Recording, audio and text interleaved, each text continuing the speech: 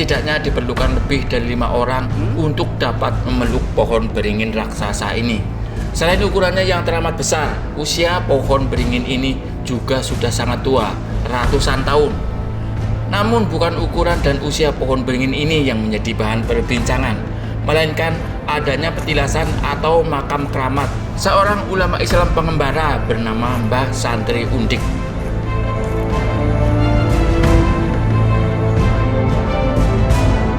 Konon, Santri Undik muda adalah utusan sakti yang berasal dari kerajaan Islam di Demak yang mendapat titah raja untuk suatu misi ke Kabupaten Donan di wilayah Cilacap dengan berbekal senjata keris kecil atau jumbrik.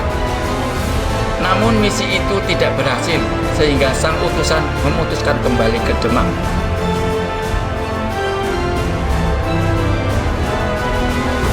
Dalam perjalanan pulangnya, sang santri menyadari bahwa cundriknya tertinggal di Kabupaten Donan.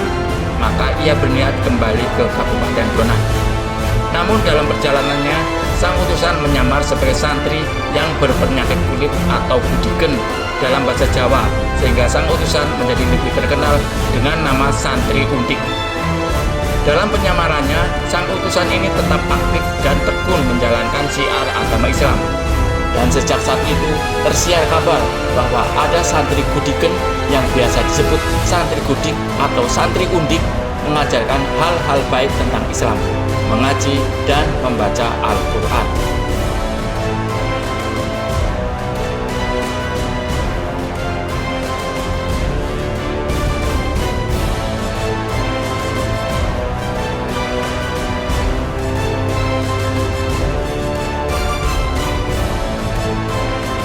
Tidak hanya mengajar mengaji dan membaca Al-Quran, Santri Undik yang juga dikaruniai bermacam kelebihan kerap memberikan pertolongan kepada masyarakat Jawa saat itu yang menderita berbagai macam penyakit.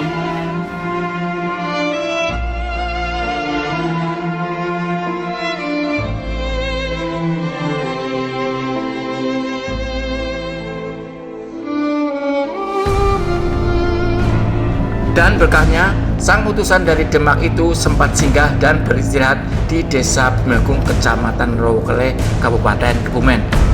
Tepatnya terletak di pohon beringin ini berada sekarang. Sehingga tidak heran, tepat petilasan sang utusan yang menamakan dirinya Santri Undik ini sering dikunjungi orang dari berbagai macam keperluan, seperti datang untuk persiapan suatu hajatan, mencari keris pusaka, mencari kitab suci, dan lainnya. Biasanya, selain nyekar dengan menaburkan bunga-bunga, juga bermalam di komplek petilasan Santri Undik hingga beberapa hari.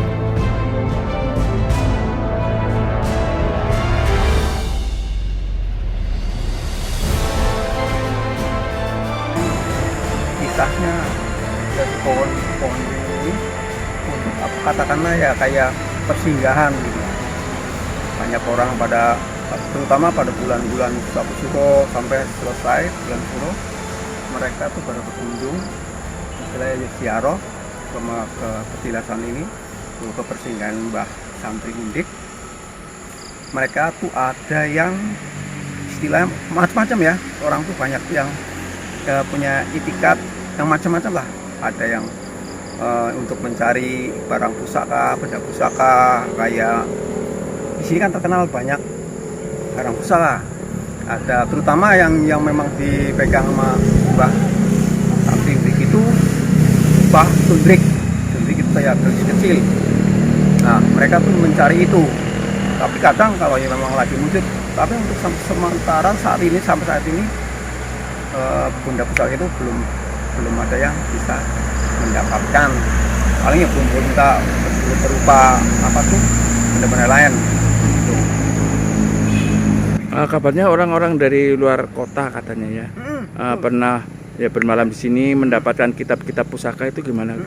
Ya kebanyakan kalau daerah-daerah sini sih orang-orang istilah masyarakat sini nggak begitu, ya cuman biasa lah. Tapi yang terlalu bikin tersohor kondang ya dari daerah luar, daerah luar dari sekitaran wilayah ini banyak yang mencari dia benda pusaka, benda kuno.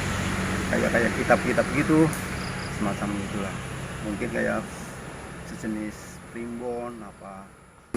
kebanyakan ya mereka datang istilah ritual di sini, mengadakan ritual, ada yang sampai 7 hari, 3 hari, 3 malam istilahnya. Biasa sih malam-malam tertentu, yang nyampainya sampai Jumat Kliwon, yang pasti arahnya ke situ 3 hari sampai 7 hari untuk mencari area sesuatu lah yang bagi mereka itu dianggap goib, istilahnya benda-benda pusaka. Sebelah mana sih ininya, petilasannya? Boleh saya kasih tunjuk? Susah ya jalannya, sempit ya? Karena makamnya areanya ada di dalam pohon. Inilah pohon beringin yang akar-akarnya menjulang ke bawah. Nah ini dia, maaf, makamnya, areanya cuman sebongkah batu, yang namanya orang Jawa Paisan.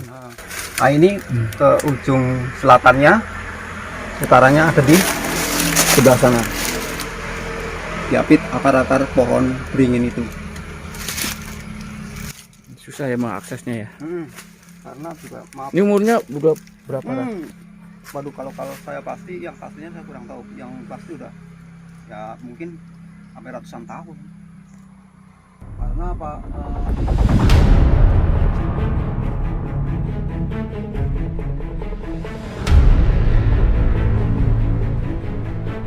Seperti inilah keadaan petilasan Santri Undik sekarang ini, terhimpit perakaran pohon raksasa sehingga agak kesulitan untuk mengaksesnya. Memang keadaan berbanding berbalik dengan sepak terjang dan nama besar sang Santri Undik yang telah menorehkan banyak nilai-nilai kebajikan Islam pada masa lalu. Terlepas dari benar dan tidaknya tentang petilasan Santri Undik, tentang syiar Islamnya dan orang-orang yang melakukan berbagai ritual di petilasan Santri Undik di Desa Bumiagung yang tenang ini, kita tentu dapat menarik kesimpulan hal-hal mana yang dapat memberikan hal-hal positif yang baik tanpa meninggalkan nilai-nilai luhur di sekitar tempat kita tinggal.